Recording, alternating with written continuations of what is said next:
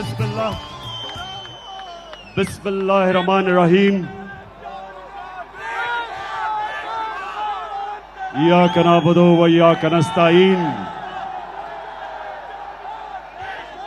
अल्लाह तेरी इबादत करते और सिर्फ तेरे से मदद मांगते हैं मौला। लाहौर आज पहले तो मैं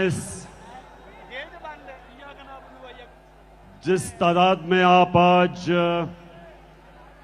हॉकी स्टेडियम में आए, जश्न आजादी के मैं तौर पे अपनी बहनों को खुशामदीद कहता हूं। आज वो मुल्क खुशकिस्मत है जिसकी माएं और बहनें आजादी का जज्बा रखती हैं, जिनमें शऊर होता है। और वो मुल्क खुशकिस्मत है जिसर इस तरह के जुनूनी बाशऊर नौजवान होते हैं।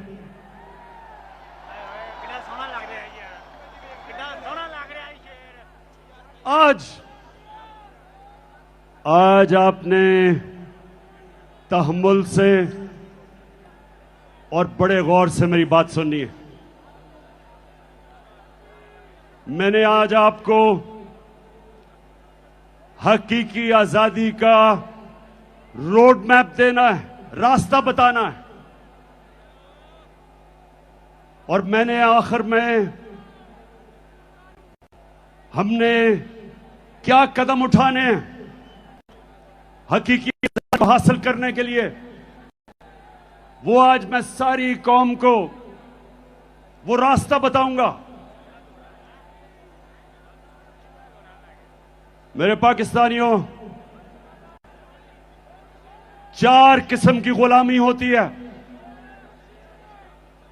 4 किस्म की गुलामी इंसान करता है।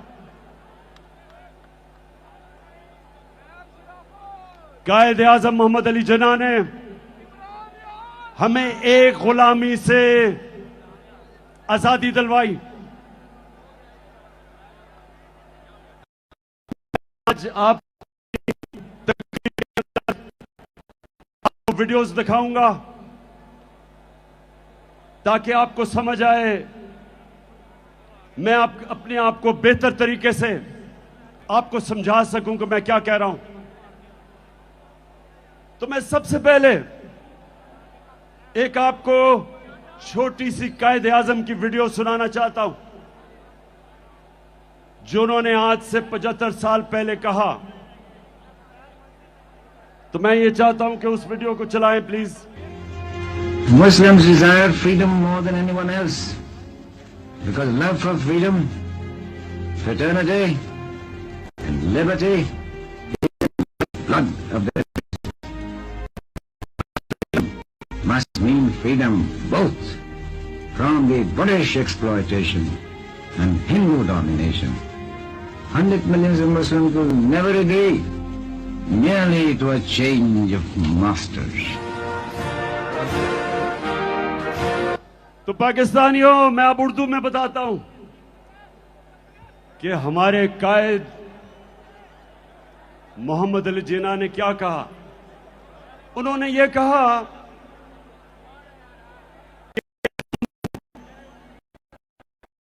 कि गुलामी से निकल के हिंदुओं की गुलामी में नहीं जाना चाहते, हम एक आजाद मुल्क बनाना चाहते हैं। और उन्होंने बताया कि मुसलमान हमेशा आजादी के लिए जद्दोजहद करता है। क्योंकि मेरे पाकिस्तानियों, जब पाकिस्तान बन रहा था तो एक नारा था कि पाकिस्तान का मतलब क्या, और मेरा तेरा रिश्ता क्या। ला इलाहा इल्लल्लाह का मतलब ये मेरी कौम, ये गौर से सुन लो, क्योंकि मैं जो आगे आपको बताने जा रहा हूं, हमने कैसे मुकम्मल तौर पे हकीकी आजादी हासिल करनी है। ये याद रखें कि हम अल्लाह से जब कलमा पढ़ते हैं तो अपना अल्लाह से वादा करते हैं कि अल्लाह तेरे अलावा हम किसी के सामने नहीं झुकेंगे। इसको सब समझ जाओ कि हमें बताया गया था शुरू में कि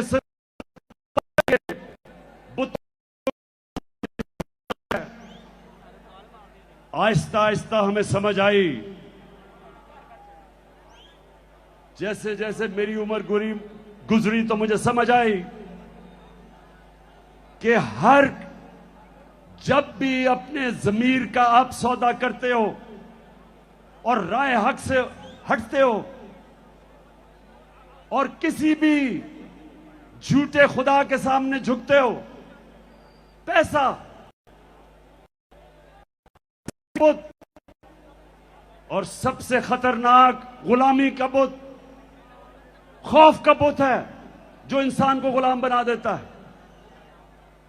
और कभी भी एक गुलाम कौम ऊपर नहीं आ सकती। गुलाम सिर्फ अच्छे गुलाम बनते हैं। इसलिए बड़ी जद्दोजहद के बाद, लाखों कुर्बानियों के बाद पाकिस्तान बना। मैं ज़मान पाक में बड़ा हो रहा था। लाहौर के लोगों सुनो, उस वक्त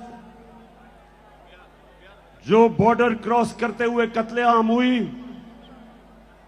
हम बड़े होते हुए कितने लोगों को जानते थे जिनके सारे खानदान कत्ल हो गए, लाखों लोग मरे। हमारा घर नहर पे, ज़मान पाक पे, मेरी वालदा बताती हैं कि वो शाम को जब कभी नहर के ऊपर सैर करने जाती थी तो वहां इतने लोग बैठे होते थे जो हिंदुस्तान से आए और एक एक दुख भरी कहानी सुनाता था कि सारा का सारा खानदान कत्ल हो गया। एक दफा मेरी वालदा ने कहा कि बड़ी औरतें, 5-6 औरतें भागी भागी आ रही थी, उनसे पूछती हैं कि पाकिस्तान आ गया। मेरी वालदा ये पाकिस्तान, और फिर उन्होंने बताया सारे उनके आदमियों को कत्ल कर दिया। जो उनकी नौजवान बेटियां थी उनको उन्होंने अगवा कर लिया, सिर्फ बेचारी वो औरतें बची। तो इस तरह की हमने कहानियां सुनी है। ये कुर्बानियों के बाद हमारा मुल्क आजाद हुआ था। और जो सबसे जुल्म गुलामी करती है, इंसान के इज्जत नफ्स को खत्म कर देती है, एक इंसान में एहसास से कमतरी डाल देती है। हो रहे थे, हमें याद है, हम जाते थे तो लाहौर खाना और पंजाब क्लब के लोग इस तरह रहते थे जैसे वो अंग्रेज हैं। क्लब के अंदर अंग्रेजी बोली जाती थी, सिर्फ बैरों के साथ उर्दू बोलते थे। और जब उर्दू बोलते थे तो वो बिलावल भुट्टो की तरह बोलते थे कि बारिश आटा है।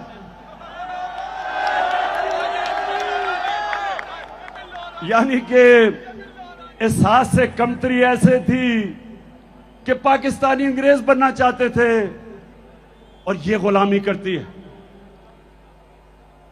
लाहौर के लोगों, जब मैं पहली दफा आज से 50 साल पहले में सिर्फ 18 साल का था, तो मुझे अभी भी याद है मेरे सीनियर प्लेयर मुझे कहते, ये कानों ने सुना कि इमरान सोचो भी ना कि हम अंग्रेज को हरा सकते हैं। अगर इज्जत से हार के वापस आ गए तो बहुत बड़ी कामयाबी होगी। एहसास कमतरी थी। जीते हुए मैच हम हार जाते थे क्योंकि हमारे अंदर खुद एतमादी नहीं थी कि हम जीत सकते। 70 की दिहाई में अच्छी भली अच्छी टीमें थी, बड़े मैच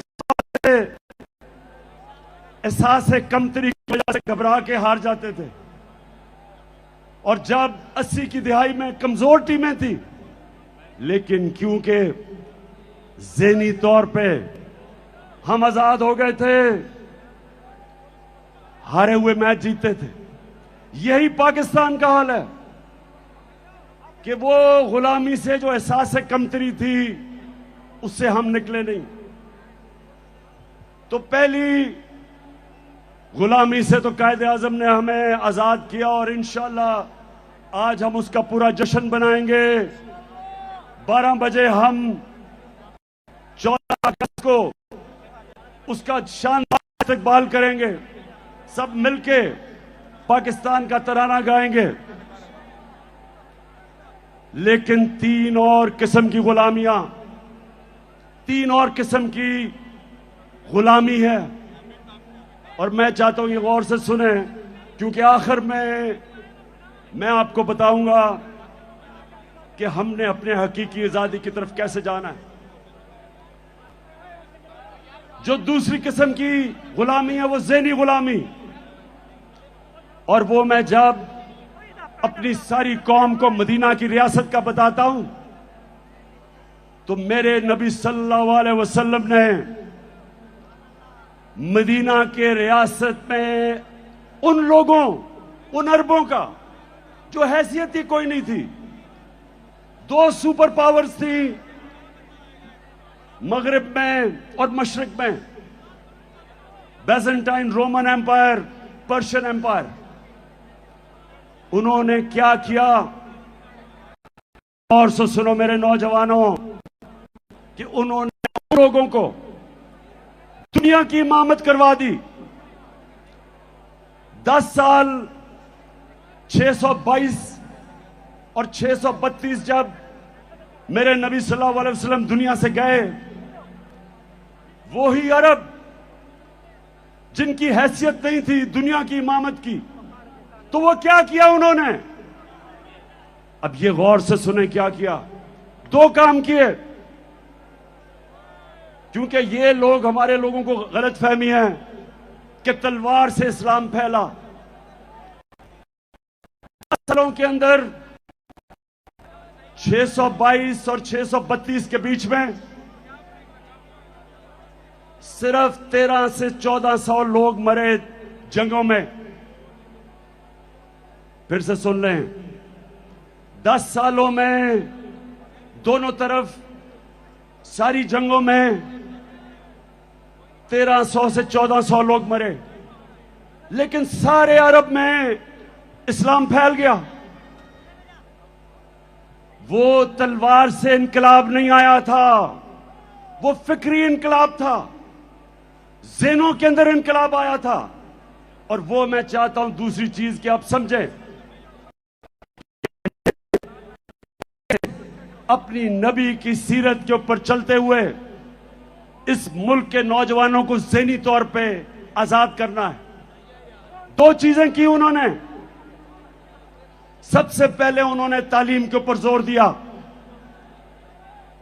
उन्होंने कहा कि अगर चाइना भी तालीम हासिल करने के लिए जाना पड़े, इल्म के पीछे चाइना भी जाना पड़े,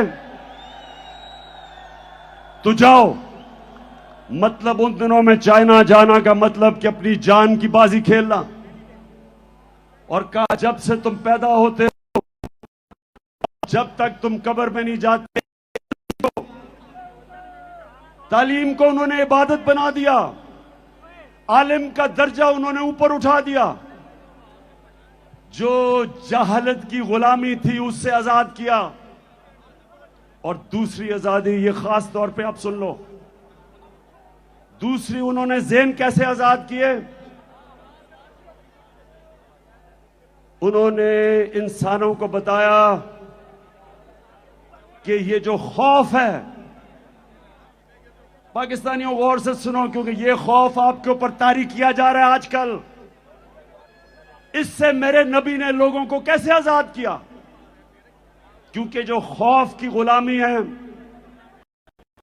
वो सबसे खौफनाक गुलामी है। मैं बार बार लोगों को मिसाल देता हूं करबला की। मुसलमानों की तारीख में जो सबसे बड़ा सानिया हुआ, सबसे बड़ी ट्रेजेडी हुई, करबला के अंदर जब हजरत इमाम हुसैन पहुंचे तो कूफा के लोगों को पता था कि हजरत इमाम हुसैन राय हक पे हैं, उनको पता था। लेकिन यजीद के खौफ की वजह से, उसके जुल्म से डर के उन्होंने उनकी मदद नहीं की। के लोगों ने बाद में पछताए कि क्यों नहीं हमने उनकी मदद की और इस्लाम की तारीख की सबसे बड़ी ट्रेजेडी होने दी। तो नबी ने लोगों को कैसे आजाद किया खौफ से? उन्होंने कहा 3 सबसे बड़े खौफ हैं इंसान के। सबसे बड़ा खौफ मौत का खौफ, दूसरा खौफ कि मैं जलील ना हो जाऊं, मैं फेल ना हो जाऊं, और तीसरा खौफ मेरी रिस्क ना चली जाए, मेरी नौकरी ना चली जाए, बिजनेस ना बंद हो जाए। ये 3 खौफ की वजह से इंसान अपने जमीर पे कॉम्प्रोमाइज करता है, इंसान राय हक पे चढ़ने से डरता है, इन 3 खौफ की वजह से। मैं जब पॉलिटिक्स में आया तो मैं जब पढ़े लिखे लोगों को कहता था कि मेरे साथ आओ पॉलिटिक्स में, अगर पॉलिटिक्स में करप्ट लोग हैं तो ईमानदार लोगों को आना चाहिए। मुझे अफसोस से कहना पड़ता है कि पढ़े लिखे और ईमानदार लोग मुझे कहते पॉलिटिक्स बड़ी गंदी है, हमें जलील कर देंगे। मैं आज भी लोगों को कहता हूं, ये जो मेरे घटिया मुखालिफ 26 साल से मेरे किरदार कुशी कर रहे हैं, 26 साल से मेरे ऊपर इन्होंने हर किस्म का किताबें मेरे ऊपर गंदी लिखवाई, हर किस्म के मेरे ऊपर इन्होंने बदनाम करने की कोशिश की। लेकिन अल्लाह की शान देखो, आज अब किस तादाद में आए हुए हैं और मुझे हौसला अफजाई कर रहे हैं।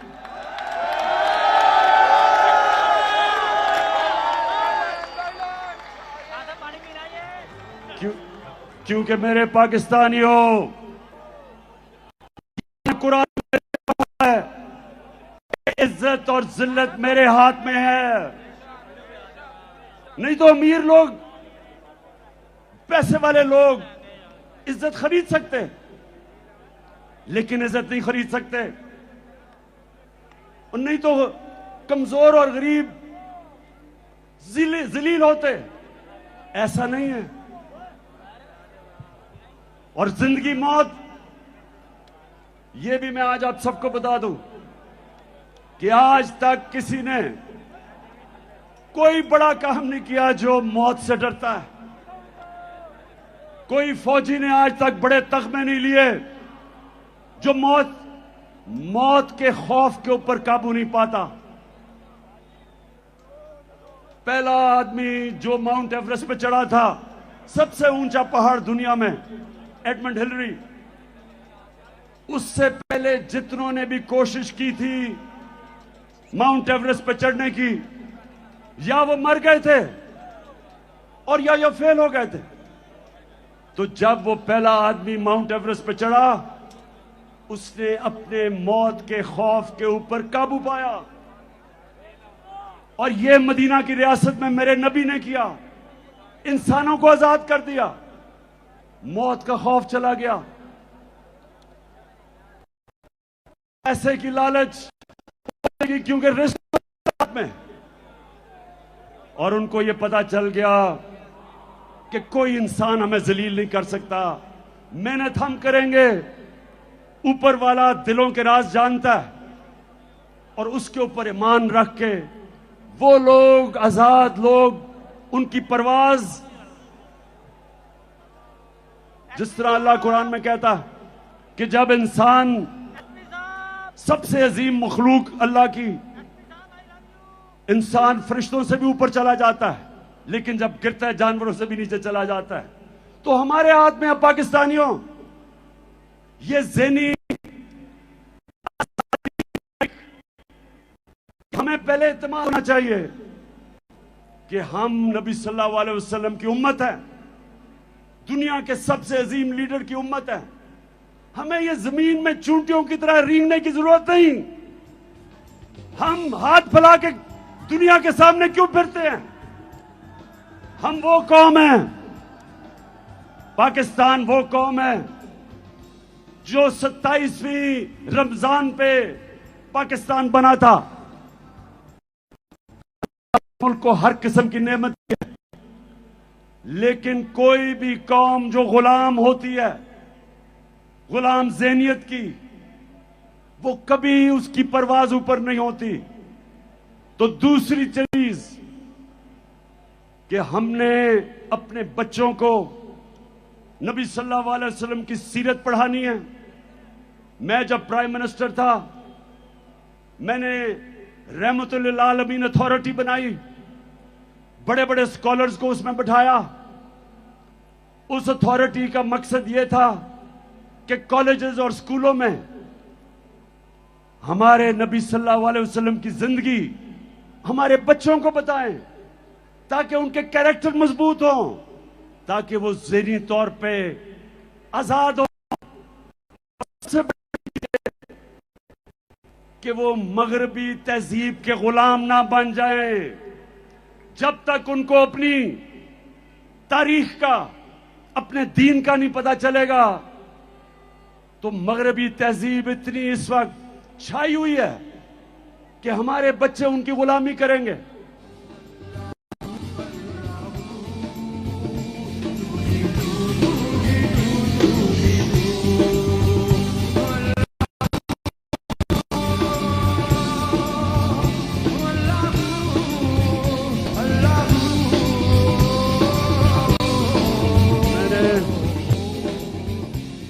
और तीसरी गुलामी जिससे हमने आजाद होना है। अब ये मेरे पाकिस्तानी देख, पहले तो मैं आप सबको एक बात बता दूं कि मैं कभी भी किसी मुल्क के खिलाफ नहीं हूं, मैं किसी मुल्क का एंटी नहीं हूं। मुझे कहते हैं जी आप एंटी अमेरिकन हैं, मैं एंटी अमेरिकन नहीं हूं। अमेरिका में सबसे ताकतवर पाकिस्तानी कम्युनिटी है जो पाकिस्तानी अमेरिकन कम्युनिटी है। यह ताकतवर कम्युनिटी है।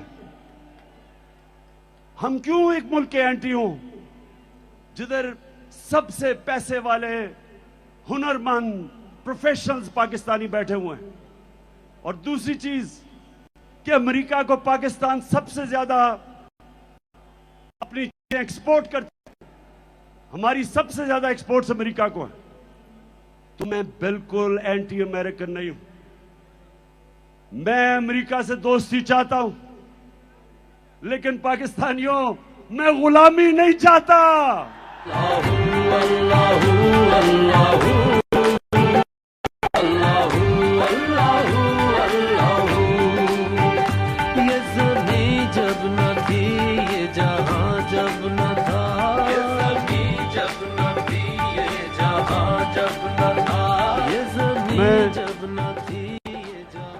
मेरे और बाशऊर लोगों, गौर से अब सुनना। अब मैं अपनी असल चीजों पे आने लगा हूं, गौर से सुनना, क्योंकि मैंने आज आपको मैंने अपने हकीकी आजादी का रोड मैप देना है। तो ये जरा गौर से सुन लें। मैं ज्यादातर पाकिस्तानियों से बेहतर अमेरिका को भी जानता हूं, मगरबी तहजीब को भी जानता हूं।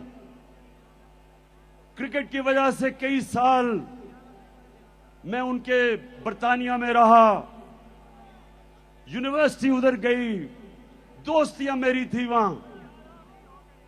मैं उनके कल्चर को अंदर से जानता हूं। अब जो मैं आपको चीज सुनाना चाहता हूं वो ये कि मैं जो उनकी साइकी जानता हूं, अगर आप उनके पैरों में गिरते हैं वो आपको इस्तेमाल करेंगे। अगर आप उनकी चमचागिरी करेंगे वो आपकी इज्जत नहीं करेंगे। लेकिन अगर आप अपने मुल्क के मफादात के लिए खड़े होंगे उनको अच्छा नहीं लगेगा, लेकिन वो सियासत में आया आज से 26 साल पहले। 2 वजह से मैं पॉलिटिक्स में आया। एक, जिसकी मैं अभी जो चौथी गुलामी है उसकी बात करूंगा, एक इसके लिए जो हम अपनी खुददारी खो बैठे।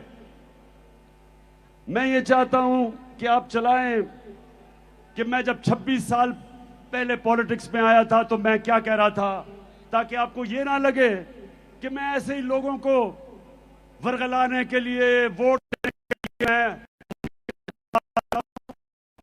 सुने कि मैं शुरू में जब पॉलिटिक्स में आया था तो मैं क्या कहता था। हमारी तहरीके इंसाफ, अगर आप इसकी फॉर्म देखें तो इसके ऊपर लिखा हुआ है अय्या का नाबुदो व अय्या का नस्ताईन, और वो इसलिए कि जो भी तारीख ज्वाइन करना चाहता है आपने किसी भी इंसान के सामने झुक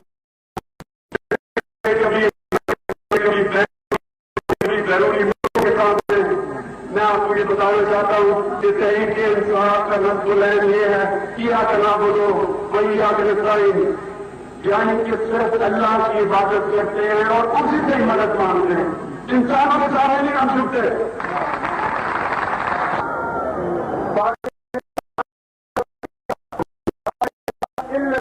ला इलाहा इल्लल्लाह का क्या मतलब है? अल्लाह तेरे सिवा किसी के सामने नहीं झुकूंगा। और ये भी मेरा आपसे वादा है, आज तक ना मैं कभी किसी के सामने झुका हूं, कभी आपको किसी के सामने झुक। Will you allow the American government to have CIA here in Pakistan? Absolutely not.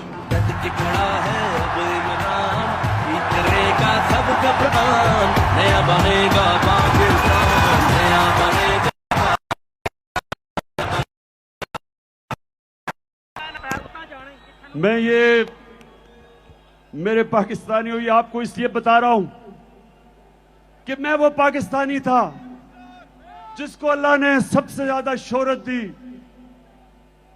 पैसा मेरी जिंदगी के मुताबिक बहुत था, मुझे क्या जरूरत पड़ी थी कि अगर मैं जाती मफादात के लिए पॉलिटिक्स में आता, कि जिस इंसान को अल्लाह ने सब दिया था उसको क्या जरूरत पड़ी थी कि 26 साल अपनी जिंदगी के पॉलिटिक्स में गुजारे और इन गंदे लोगों के साथ मथा लगाए।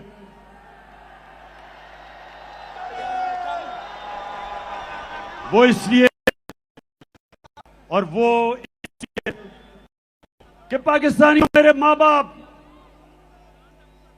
जब मैं बड़ा हो रहा था हमेशा मेरी मां ने और मेरे बाप ने कहा कि तुम्हें अंदाजा नहीं, तुम कितने खुशकिस्मत हो, तुम एक आजाद मुल्क में पैदा हुए। हमारे से पूछो गुलामी क्या थी। अंग्रेज के ऑफिस में जाते थे तो आम जो उस वक्त इंडियंस थे उनके लिए सिर्फ चंद इंडियंस को बैठने की इजाजत थी। अंग्रेज के ऑफिस में आप खड़े रहते थे, उनके क्लब थे, वहां कहीं ऐसे लिखा हुआ था कि इंडियंस और कुत्तों को इजाजत नहीं। ये होती है गुलामी। तो मैं बचपन से इस चीज का मुझे एहसास था और मैंने अपने मुल्क में एहसास कमतरी देखी अंग्रेज की गुलामी की वजह से। और हमेशा मैं क्रिकेट की खेलों में था तो हम एक वो टीम जो कोई मैच नहीं जीतती थी, क्रिकेट की ग्राउंडों के ऊपर आहिस्ता आहिस्ता एक वक्त आया कि हमने अंग्रेजों को भी हराया, दुनिया को हराया, वर्ल्ड चैंपियंस बन गए। और मुझे फख्र था इस चीज का कि मैं अपने मुल्क को ऊपर लेके गया। लेकिन मुझे हमेशा अफसोस होता था कि जब मैं अपने हुक्मरान, कोई बाहर से गोरा आता था, उसके सामने हाथ बांध के खड़े हो जाते थे, शर्म आती थी मुझे।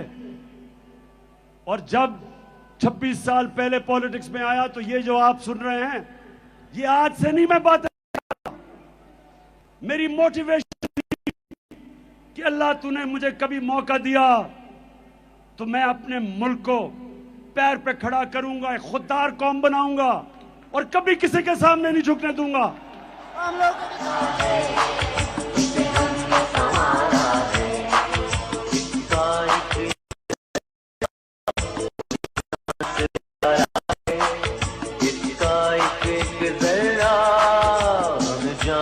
प्यारा है ये देश, ये देश, ये देश हमारा है, ये देश हमारा।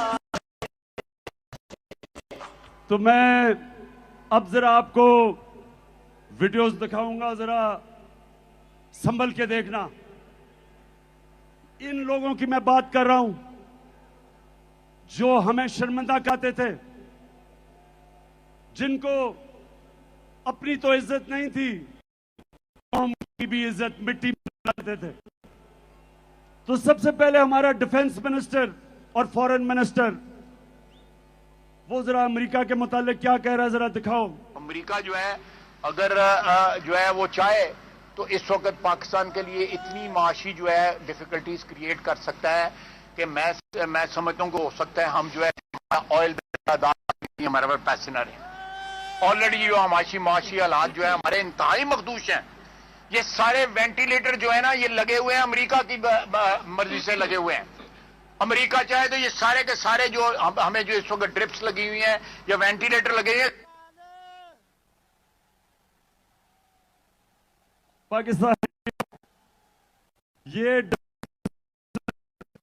फॉरेन मिनिस्टर ये कह रहा है कि अमेरिका ने हमें वेंटिलेटर पर रखा हुआ है, जब चाहे वो खींच दे और हम मर जाएंगे।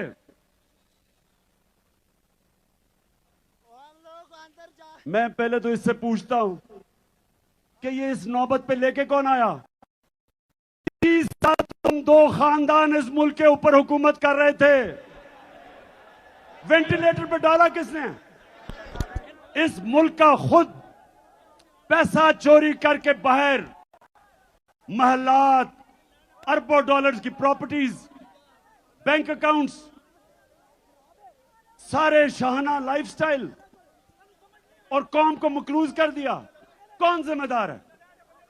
तो पहले हमें मकरूज किया, हमने अमेरिका की, मर जाएंगे। अब जरा मौजूदा प्राइम मिनिस्टर, क्राइम मिनिस्टर, जरा इसकी जरा सुने, जरा ये क्या फरमाते हैं मुल्क का प्राइम मिनिस्टर। मैं अभी मैं तुर्की होके आया हूं और मैंने उन भाइयों को कहा कि आप हमारे बड़े अजीम भाई हैं, हमेशा आपने हमारी मदद की। और मैंने यही कहा, जब मैं आया हूं तो आप समझेंगे शायद ये मांगने आया है। मैं मांगने नहीं आया, लेकिन मजबूरी है। जिस तरह माजी में 75 साल में आपने हमारा हाथ बटाया है, कुछ अर्सा आप हाथ बटा। मैंने कहा मैं वादा करता हूं कि इंशाअल्लाह हम पूरी कौम हम मिलकर दिन रात पसीना।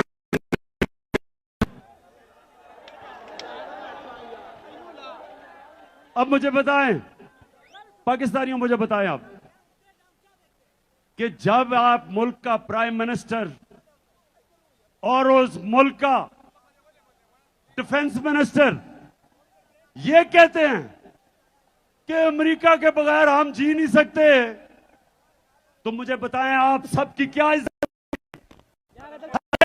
की दुनिया में क्या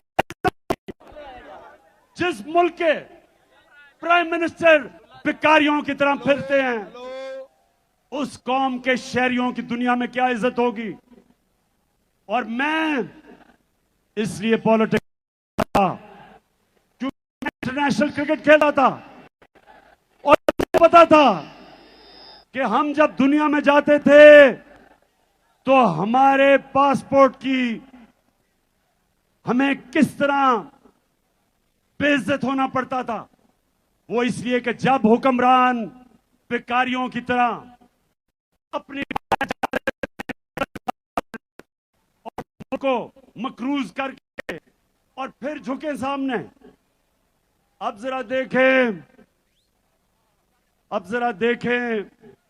कि पाकिस्तान का प्राइम मिनिस्टर नवाज शरीफ जब प्रेसिडेंट ओबामा से मिला तो जरा उसको फरमाएं, उसकी जरा देखें कि हालत क्या थी।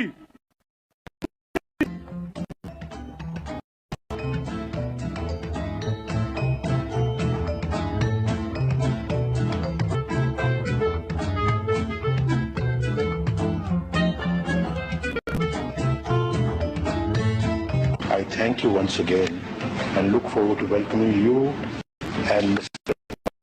Obama in Pakistan. And Keema and Dal is very... इतना घबराया हुआ था कि थैंक यू भी पढ़ के करना पड़ा, कहीं गलती ना हो जाए, आका नाराज ना हो जाए। तो पाकिस्तानियों, अब जरा मैं सिर्फ एक और आपको वीडियो दिखाना चाहता हूं, फिर से आप ये गलत फहमी में ना हो कि मैं आज ये बातें कर रहा हूं। ये मैं जब से पॉलिटिक्स में हूं ये बातें कर रहा हूं मेहर का। ये जरा देखें ग्राउंड रियलिटी के ऊपर, what do you think will happen? Mehar, ground reality, अगर आप ग्राउंड रियलिटी पे चलना है तो चुप करके गुलाम बन जाते हैं। अंग्रेजों से क्यों इतनी कोशिश की थी आजादी लेने के लिए? वो बेहतर, उससे कम से कम गवर्नेंस सिस्टम से बेहतर था, हालात तो बेहतर थे, ट्रेनें चलती थी, यूनिवर्सिटीज बेहतर थी, तालीमी निजाम बेहतर था, लॉ एंड ऑर्डर बेहतर था, करप्शन नहीं थी। तो ये आजादी लेने की हमें जरूरत क्या थी? फिर जमीनी काय करके हाथ करके कहें गुलाम है, जो करना कर ले। आप कर ले, या तो आप फैसला करें कि आप एक आजाद मुल्क की तरह रहना चाहते हैं, खुददार मुल्क, एक बाइज्जत मुल्क, या ये बेशर्मी की तरह जिल्लत उठानी पड़ती है, वहां से हर दूसरे दिन गोरा आके झाड़ा देके चला जाता है और डू मोर करके जाता है कि और अपने लोगों को मारो। ये कोई जिंदगी है? मैं आपको ये बता दूं कि अगर आप इस जिंदगी से मुतमईन है तो आप हो। मैं ये जमीनी इकाई कबूल नहीं करता।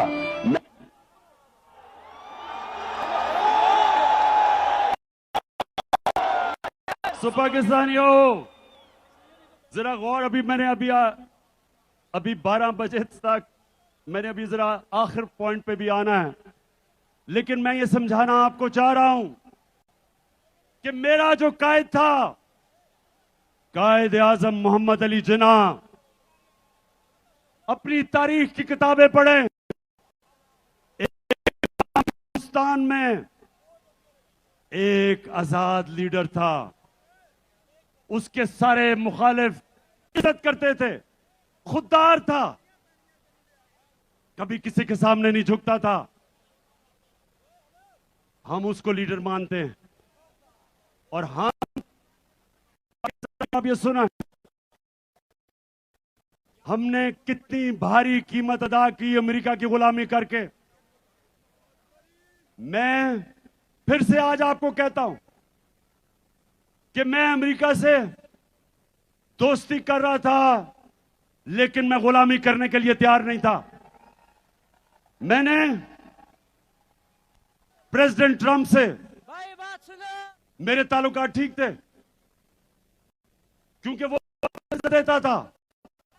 जब मैं वॉशिंगटन गया, अपनी पाकिस्तानी कम्युनिटी अमेरिकन से पूछे कि जिस तरह का उसने प्रोटोकॉल मुझे दिया, कितने और पाकिस्तानी प्राइम मिनिस्टर्स को दिया पहले, क्योंकि वो इज्जत करते हैं उनकी जो अपनी इज्जत करवाते हैं। मैं जिधर उनसे मुखालफत करता हूं वो ये कि उन्होंने धमकी दी जनरल मुशर्रफ को और कहा कि पाकिस्तान को अमेरिका की जंग में अगर शामिल ना किया आपने शिरकत ना की तो पाकिस्तान को वो तबाह कर देंगे। बदकिस्मती से हमारा लीडर उस वक्त जनरल मुशर्रफ घुटने टेक गया और पाकिस्तानी कौम ने बाहरी कुर्बानी अदा की उसके लिए। जो अमेरिका में दहशतगर्दी हुई थी न्यूयॉर्क में,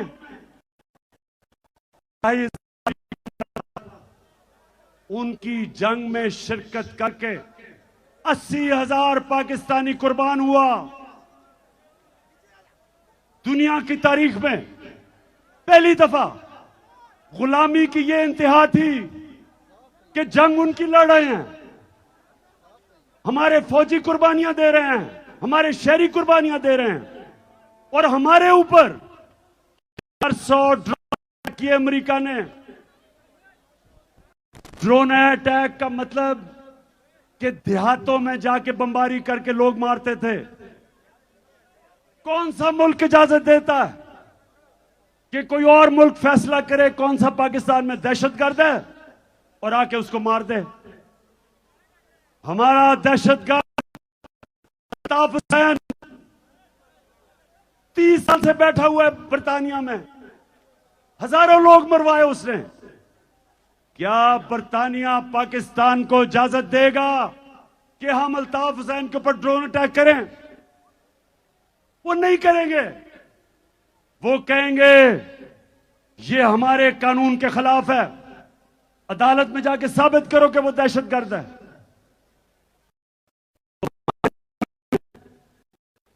आप फैसला किसको मर्जी। 400 ड्रोन अटैक किए, एक मदरसे के ऊपर ड्रोन अटैक करके 60 बच्चों को मार दिया और यहां चूहे बैठे हुए थे। किसी की जरूरत नहीं थी अमेरिका को कहे कि तुम जुल्म कर रहे हो। तहरीक इंसाफ ने ड्रोन अटैक्स के खिलाफ धरने दिए। बाकी ये जो नवाज शरीफ और आसिफ जरदारी, इनके मुंह से चू नहीं निकलती थी क्योंकि इनके अरबों डॉलर बाहर पड़े हुए थे और ये डरते थे कि कभी भी इनका पैसा जब्त कर सकते हैं। ये पैसे की पूजा करने वाले हमारे मुल्क में जुल्म, इन्होंने जुल्म होने दिया, हमें टिश्यू पेपर की तरह इस्तेमाल होने दिया। मैं एंटी अमेरिकन नहीं हूं, लेकिन मैं अपने लोगों के मफादात के ऊपर किसी किस्म की कॉम्प्रोमाइज नहीं करने के लिए तैयार। फिर जरा सुने,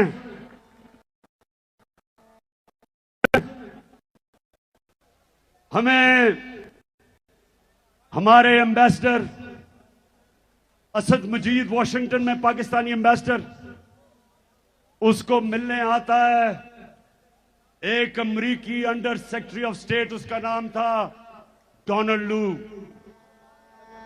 जरा गौर से सुने पाकिस्तानी, कि आपको किस तरह मुल्क की जिल्लत हुई।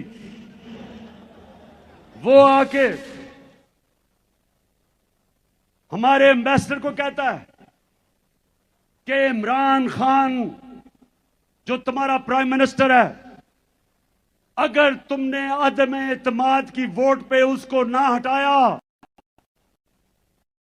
तो तुम्हें मुश्किलों का सामना करना पड़ेगा। और कहता वो इसलिए कि वो रूस चला गया, रूस का दौरा किया उसने। जब मुझे ये पता चला, मैंने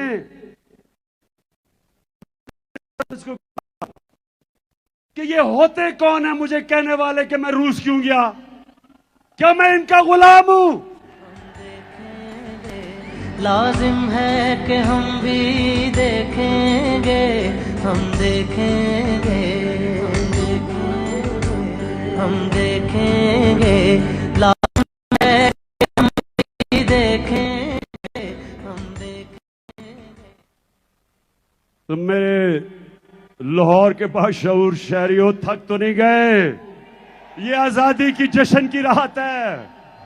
अभी मैंने आपको बताना है कि मैंने आपके साथ मिलके, आपने मेरे साथ मिलके इस मुल्क में आजादी कैसे छीनी, तो धमकी देता है कि जी रूस क्यों चला गया।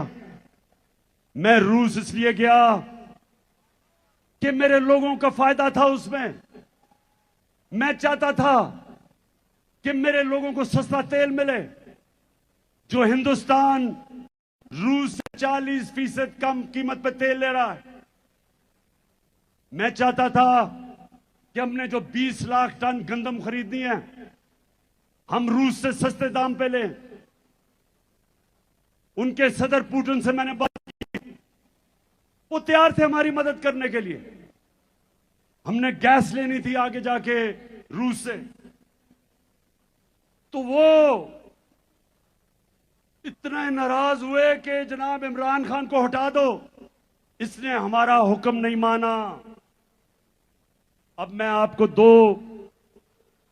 दो मुल्कों के फॉरेन मिनिस्टर्स दिखाना चाहता हूं। पहले हिंदुस्तान का फॉरेन मिनिस्टर, उसको हुक्म दिया, उसको कहा कि जनाब आप रूस से तेल ना खरीदें। अब ये गौर से सुने, हिंदुस्तान अमेरिका का स्ट्रेटेजिक एलाय है। हमारा कोई अमेरिका के साथ अलायंस नहीं है। हिंदुस्तान अमेरिका का स्ट्रेटेजिक एलाय है। और उनको जब अमेरिका ने कहा कि आप रूस से तेल ना खरीदें, तो उनके फॉरेन मिनिस्टर ने क्या कहा, ये देखें। By purchasing this oil for national interest, India is being asked, are you funding this war? Tell me if buying Russian gas is not funding the war? I mean, why is it's only Indian money and oil coming to India which funds, but it's not gas coming to Europe which funds? I mean, look, somewhere, I mean, let's be a little even-handed out here. If countries in Europe, the West, and the United States are so concerned, why don't they allow Iranian oil to come into the market? Why don't they allow Venezuelan oil to come into the market? I mean, they've squeezed every other source of oil we have. And then say, okay, guys, you must not go into the market and get the best deal for your people. सुना, मैं जिनको समझाऊं, ये foreign minister को उन्होंने कहा कि रूस से तेल ना खरीदो। उसने आगे से कहा, तुम कौन होते हो मैं कहने वाले? यूरोप खरीद रहे तेल उनसे। हमारे लोगों की जरूरत है, हम खरीदेंगे। ये होता है आजाद मुल्क। हमारे जब इनको ये जो इंपोर्टेड हुकूमत ये जब आई, तो हमने उनसे बात कर ली थी रूसियों से सस्ता तेल खरीदने की, लेकिन इनकी हिम्मत नहीं थी। यहां तेल की, पेट्रोल डीजल की कीमत आसमानों पे, जुर्रत नहीं थी कि कहें जी हमारे लोगों के लिए महंगाई है, गुर्बत की लकीर के नीचे जा रहे हैं लोग।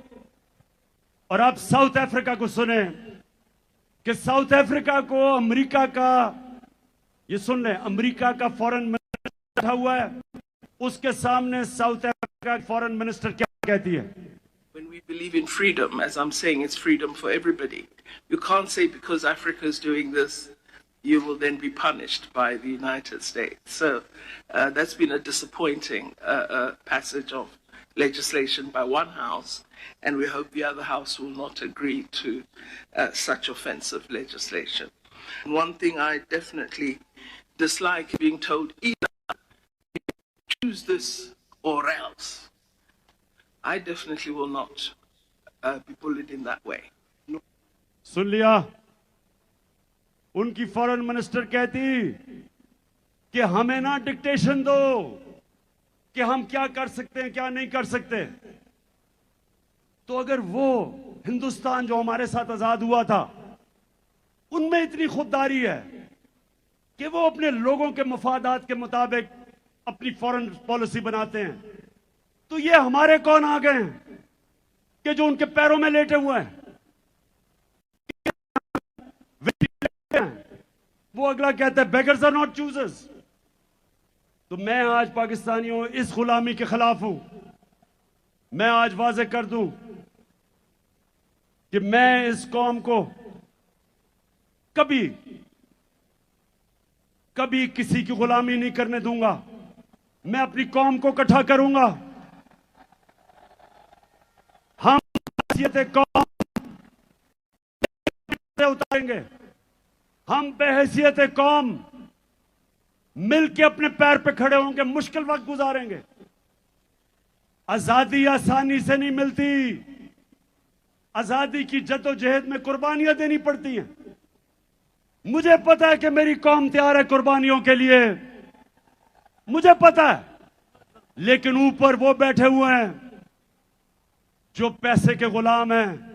और हकीकी आजादी की जद्दोजहद तब तक जारी रहेगी जब इस हुकूमत, इंपोर्टेड हुकूमत को, इस इंपोर्टेड हुकूमत को हम फारग नहीं करते और इलेक्शन नहीं करवाते। हम मिलके इस मुल्क में जद्दोजहद करेंगे। हकीकी की जंग लड़नी है, हकीकी आजादी की। ये सबसे ज्यादा एक माशरे में तबाही मचाती है। और वो क्या है? नबी सल्लल्लाहु अलैहि वसल्लम ने मदीना की रियासत में एक तो ज़हनी तौर पे लोगों को आजाद किया और दूसरा उन्होंने अदल और इंसाफ दे के इंसानों को आजाद किया। जानवरों की बस्तियों में और इंसानों की बस्तियों में क्या फर्क है? जानवरों की बस्तियों के अंदर जो ताकतवर है वो जो मर्जी करे, कमजोर अपनी जान बचा के फिरता है। कमजोर की कोई अहमियत नहीं, उसके कोई हुकूक नहीं, वो छुपता फिरता है। और ताकतवर जो मर्जी करना चाहे कर सकता है। इसको कहते हैं जंगल का कानून। इंसानी माशरा इंसाफ पे बनता है। इंसाफ का क्या मतलब है? कि कमजोर को ताकतवर से कानून तहफ़्फ़ुज़ देता है। में रूल ऑफ लॉ,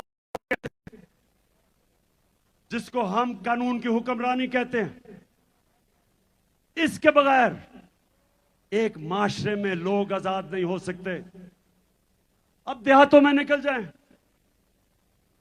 बेचारा कमजोर आदमी वो फंसा हुआ है थाने कचहरी सियासत में।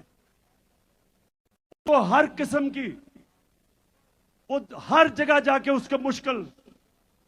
ताकतवर कानून तोड़े, चोरी करे, डाके मारे, उसके पास वसाइल होते हैं, उसको इंसाफ का निजाम नहीं पकड़ सकता। नबी सल्लल्लाहु अलैहि वसल्लम ने मदीना में इंसानों को आजाद किया। हजरत अली रजी अल्लाह ताला एक यहूदी शहरी से केस हार जाते हैं, खलीफा वक्त होते हैं, क्योंकि काजी उनके बेटी की गवाही नहीं कबूल करता। आप सोचें कि वो क्या इंसाफ का निजाम होगा कि आम शहरी वक्फ के हुक्मरान से केस जीत सकता है, और वो भी एक अकलियत, वो मुल्क के हुक्मरान से केस जीत सकती है। ये था इंसाफ का निजाम, और वो इंसाफ के निजाम की वजह से लोग आजाद हो गए। एक बड़ा फेमस वाकया,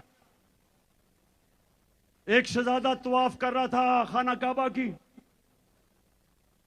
एक गुलाम का पैर आ गया उसके चोगे के ऊपर, उसने उसको मारा। गुलाम ने जाके नबी सल्लल्लाहु अलैहि वसल्लम को बताया कि मेरे से गलती से पैर आ गया और इसने मुझे मारा। नबी सल्लल्लाहु अलैहि वसल्लम ने शहजादे को बुलाया और गुलाम को कहा कि वापस मारो इसको। किसी को इजाजत नहीं, कोई कानून के ऊपर नहीं। मेरे पाकिस्तानियों, इस तरह वो आजाद हुए थे, इस तरह वो माशरा दुनिया में आजाद लोगों का माशरा ऊपर उठ गया था। हमारे मुल्क में जब तक हम हकूक नहीं देंगे, कमजोर को ताकतवर से तहफ़्फ़ुज़ नहीं देंगे, हम लोगों को आजाद नहीं कर सकते। ये बदतरीन गुलामी है। हिंदुस्तान की तारीख, जो ऊपर से आता था, जो भी अटैक करता था हिंदुस्तान को, वो सीधा पहुंचता था पानीपत, जिधर जाके जंग लड़ी जाती थी पानीपत की। क्यों? क्योंकि लोग मुकाबला करने के लिए तैयार नहीं थे, क्योंकि वो गुलाम थे। सिर्फ आजाद माशरे अपनी आजादी के लिए लड़ते हैं। तो मेरे पाकिस्तानियों, मैं अब आपको एक वीडियो दिखाने लगा हूं कि हमारा पुरअमन एहतजाज था 25 मई को। उसमें हमारे पुलिस ने क्या किया?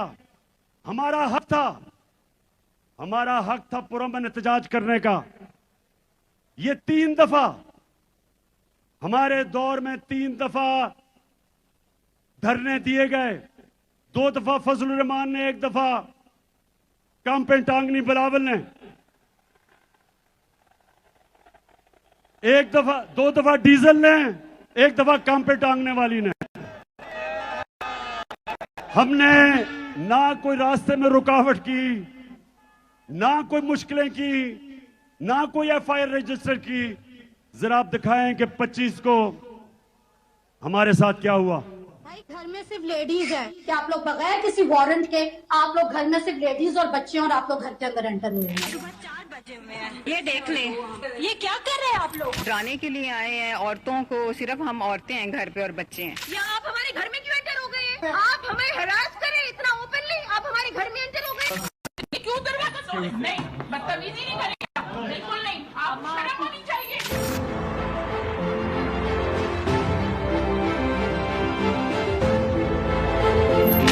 तो नहीं कि 40 के 40 मर्द और गुंडों की तरह घरों के अंदर दरवाजे टाप के गेट तोड़ के अंदर घुस गए हैं। हम पे बदतमीजी की है, तशद्दुद किया है, इतना मुझे मार के इतने बुरे तरीके से मेरी बेटी को थप्पड़ मारा है।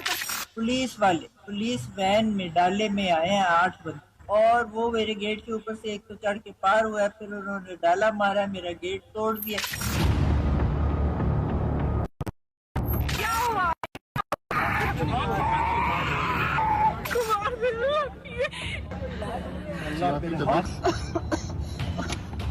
यार उसको सांस नहीं आ रहे। पानी पिए आंटी, पानी पिए, ठीक हो जाएगा। पानी पिए आंटी।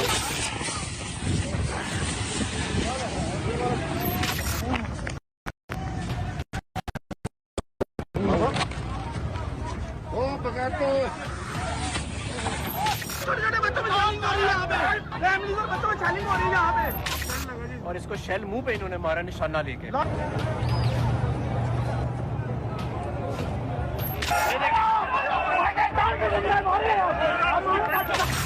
गिर जाएगी भाई, गिर जाएगी।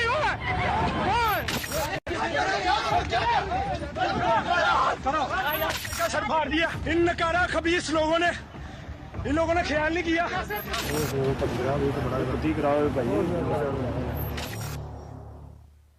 अच्छा, अब ये जो अभी आपने देखा,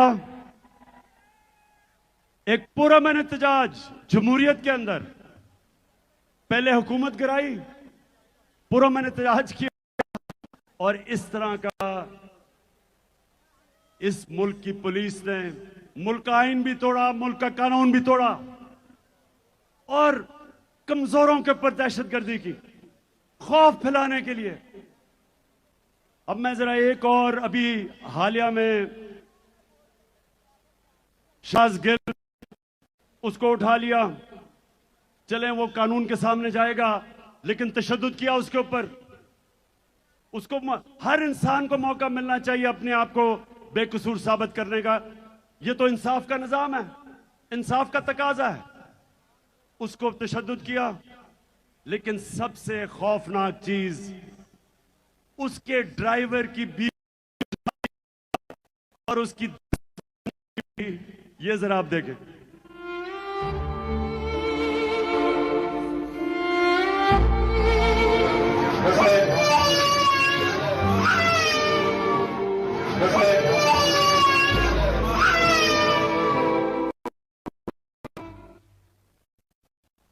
ये मैं आपको ये इसलिए दिखा रहा हूं, पाकिस्तानियों, इसलिए दिखा रहा हूं कि लोगों के ऊपर खौफ तारी किया जा रहा है कि किसी तरह ये कौम डर के, खौफजदा होके, इनकी दहशत की वजह से कबूल कर ले ये चोरों और डाकुओं को। जो भी ये कर रहे हैं सारे साजिशी, आज मेरी आवाज कान खोल के सुन लो। ये कौम जो मर्जी अब कर लो, तुम इस कौम को नहीं रोक सकते।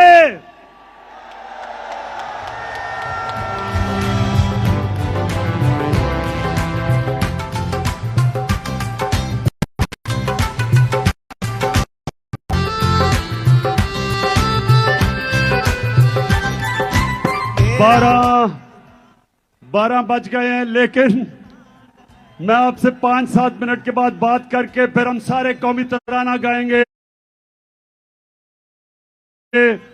और फिर जश्न बनाएंगे आतिशबाजी का 14 अगस्त का।